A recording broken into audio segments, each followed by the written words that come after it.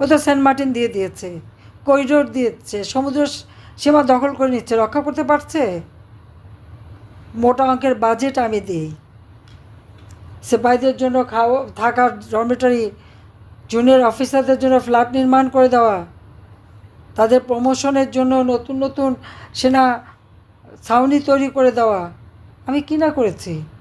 মাত্র 15-16 জন, মাত্র 96 সালে এসে পেয়েছিলাম 12 থেকে 15 জন মেজর জেনারেল।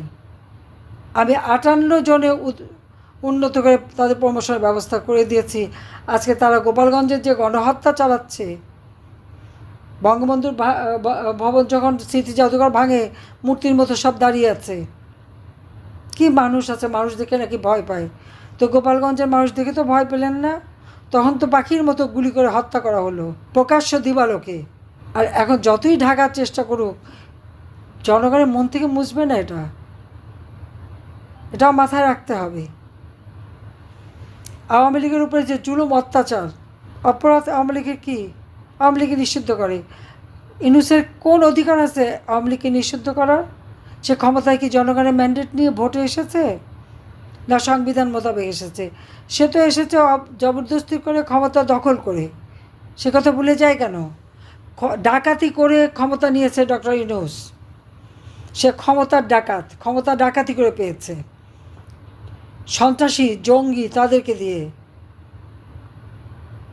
যারা এই দেশে সে হলি আর্টিজানের মতো সেখানে মানুষ খুন করা থেকে শুরু করে 21 আগস্ট গ্রেনেড হামলা, 10 টাকা অস্ত্র মামলা, দুর্নীতি, বিভিন্ন জঙ্গি তৎপরতায় যারা গ্রেপ্তার ছিল, সবাইকে ছেড়ে দিয়ে, খুনিদের ছেড়ে দিয়ে, তাদের নিয়েই তার ক্ষমতার শক্তি।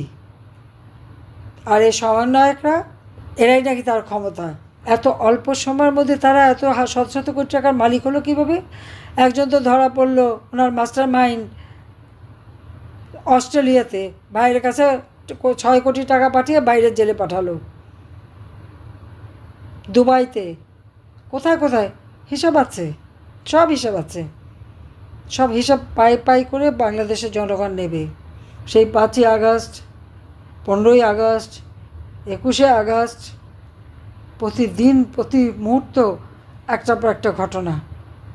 অবৈধভাবে ক্ষমতা দখল, এই আগস্ট মাসেই কিন্তু ক্ষমতা দখল করেছিল।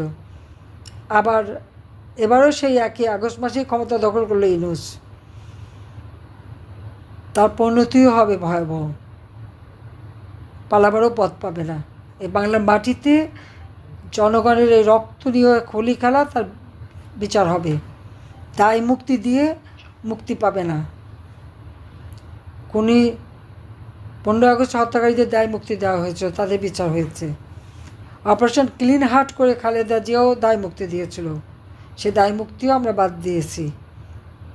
আবার আল্লাহ দিন দেবে এবং এই বিচারও হবে। যারা আজকে স্বজনহারা বেদনা নিয়ে উপস্থিত, তাদেরকে আমার সমবেদনা জানাচ্ছি, সহানুভূতি জানাচ্ছি। আমি আর কোনো সান্ত্বনা দেব না, বলবো আমাদের দিকে তাকান। একটা শোক মানুষ সইতে পারে না, আর আমরা কি শোক নিয়ে চলছি। হ্যাঁ, জীবন থেমে থাকে না, জীবন চলে, কিন্তু সে যন্ত্রণা যার, সেই ভোগ করতে পারে, সেই জানে। আপনারা সবাই ভালো থাকেন, সুস্থ থাকেন। ইনশাল্লাহ বাংলাদেশ আবার ফিরে আসবে। জাতির পিতার রক্তে গড়া এই বাংলাদেশ কখনো বৃথা যাবে না। 30 লক্ষ শহীদের রক্ত করা বাংলাদেশ বৃথা যাবে না। এই স্বাধীনতা সমুন্নত রেখেই আমরা এগিয়ে যাব।